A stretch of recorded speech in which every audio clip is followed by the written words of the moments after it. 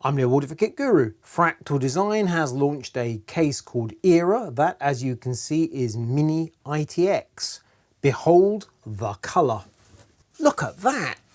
Doesn't that look absolutely nothing like you just expected? It's kind of like a bizarre vase sort of thing. First impressions, oh yes indeed. Second impressions, which is the top, which is the bottom, where's the front, what's the I/O panels there, there's glass on this surface. Haven't got a clue. Looks absolutely fascinating. The price is £140 a penny under. You get a socking great big accessory box with the case. However, inside the accessory box you have one alternate mesh panel to replace the glass, the tiniest box of screws you've ever seen, and a user guide that is really, really good. Top panel is only held in place with magnets. Replacing it with the mesh top doesn't actually seem to sit down flat. Not quite sure what's going on there. There are 6 magnets and it kind of looks a bit out of whack actually. Might require a little bit of tweaking possibly. That's good, fixed. One side panel, 2 side panels.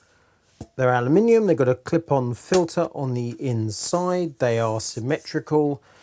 They've got 2 rubber washers that kind of designates whether it's top or bottom, so they are interchangeable. You just literally swap the rubber washers from these pins to these to make it left or right-handed. That's quite neat. Don't want to scratch that. Let's put that there. Inside the top, we've got a removable dust filter, so cleaning filter's dead straightforward. And we've now decided this is the front with an I/O panel with a pair of USB-A's, 1 USB-C, single headset jack, 1 power button. At the rear of the chassis, we've got a connection point for this power supply pass-through cable, which snakes through. And we have 1 single fan installed, which is a Fractal 80mm fan. The way the case is oriented, the air comes in the bottom through these mesh panels here. Not much to see. The bottom is solid and the air then passes up through the case. And obviously if you have the glass top, it's then going to pretty much go smack. If you've got the mesh top in place, you can see the air can actually then pass out. Frankly, that 80mm fan at the rear and that open rear panel strikes me as going to play a significant part in the ventilation. You may have been wondering why I've got a bench covered in power supplies. The explanation is I can install any of these 3 power supplies in the Era chassis. The little SFX from Corsair, sure, that's no great surprise. The SFX-L Focus from Seasonic, also, I'm sure, no great surprise to you. An ATX Focus from Seasonic, on the other hand, that might be something of an eye-opener. Similarly, this full-length RTX 2080 Founders Edition, that can go in the case, and it goes in with space to spare. Not a lot of space, but some space. What it boils down to is Fractal Design has given us loads of options, and it comes down in part to these clever brackets here.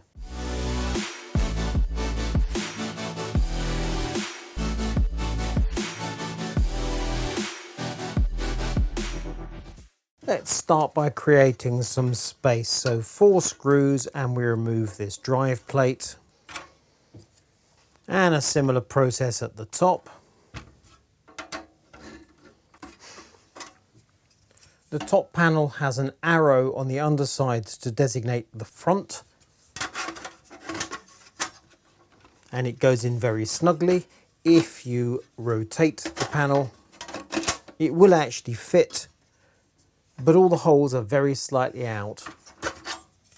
And now we're inside the chassis. What we have here is a bracket that supports the ATX power supply, and here we have a bracket that supports SFX. We only need one or the other. If we ditch the ATX bracket and go with the SFX SFXL, we also get this hard drive or SSD mount here. So we can, if we choose, put a 3.5-inch drive in that location. I'm going to remove the ATX mount.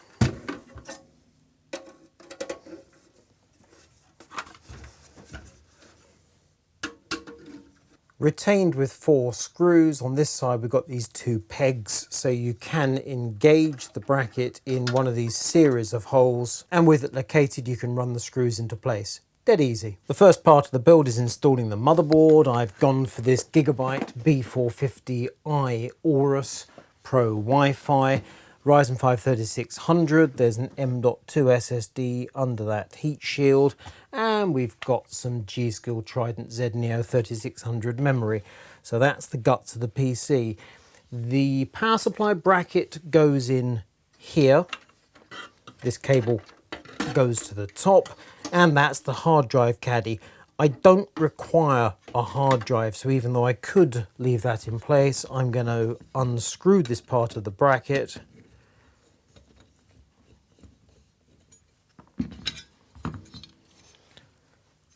And simply install the power supply holder so the power supply can hang down here. I've got the power supply bracket as far down as it can go to create as much space above the power supply as possible. This space here, in fact. You face 3 key decisions with the Era. The first is whether you're using a graphics card or not, i.e. APU or CPU, because clearly if you've got a CPU you have to have a graphics card. If you've got an APU you can use integrated graphics. If you're not using a graphics card, you can put fans in the floor of the case to draw air in. That's obviously beneficial to airflow. If you have a graphics card in the floor of the case, the fans on the graphics card are acting to draw air in. So clearly the nature of the graphics card makes a massive difference. Secondly, the CPU cooler. If I was to simply plonk the box cooler that comes with the processor, the Wraith cooler that comes, then my processor cooling is done. However, I would probably want to add some fans in the roof of the case. The alternative approach is to put a liquid cooler in the roof. I'm not talking custom roof, I don't think that's actually possible. Well, anything's possible. It's certainly not easy because you have to find a place for a reservoir. If you're using an all-in-one, so on the processor and then in the roof of the case, obviously the fans on the radiator, they're part of the cooling system of the case as a whole. So if you go for a graphics card with a CPU with an all-in-one, that makes sense. Alternatively, in APU you could have an air cooler, fans in the floor, fans in the roof. Completely different approaches, and considering the tiny nature of the case, it's quite surprising you actually have those options. Graphics card installed. It's close for comfort, but it's in the correct position. The next and final step is to install this Fractal Design Celsius S24 liquid cooler. It's a 240mm all-in-one that will go on the roof of the case, and then we should be ready for action. I mean, the cabling is a little bit messy, but then small PCs is often very difficult to find space for anything. So let's see how it goes.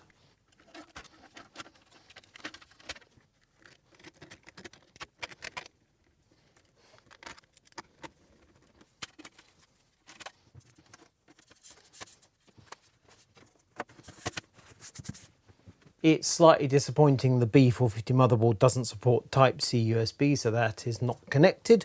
Other than that, I can't get over how small this chassis is. There is a lot of PC inside a tiny, tiny volume. A couple of negative points about the Fractal Design Era. This mesh top panel does not sit down right. Whether that's my bad with my press sample, whether they'll change the magnets in later versions, who knows. But right now it's not quite correct. However, I would use that mesh top over the glass top to help airflow.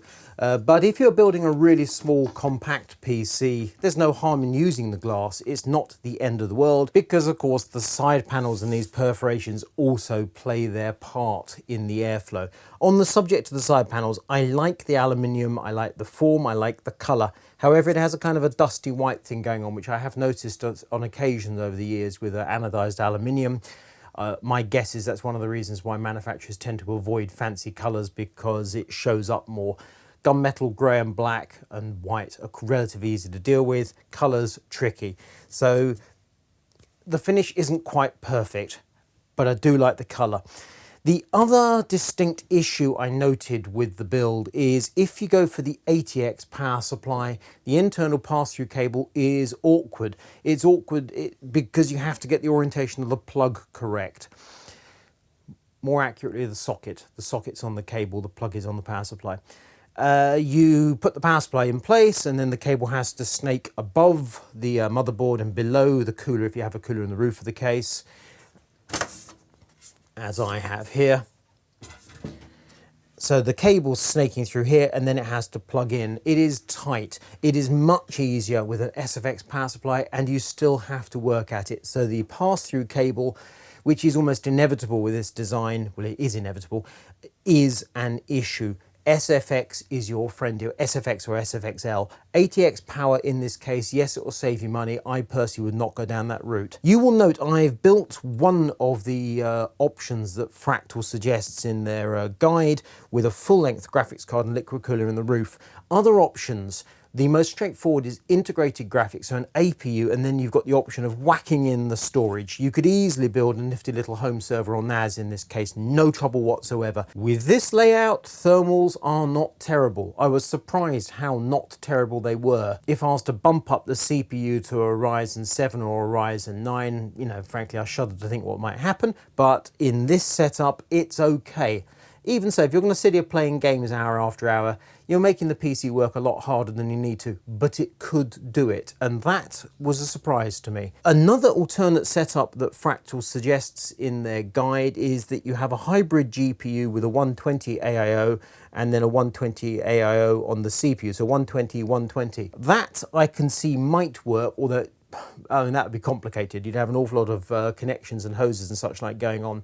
And that brings us back to the inherent nature of mini-ITX. This B450i Aorus Pro Wi-Fi from Gigabyte has two fan headers, one CPU header, one system fan header. I've connected the 80mm to the system fan header. The AIO is going to the CPU header. I do not have a USB Type-C connection.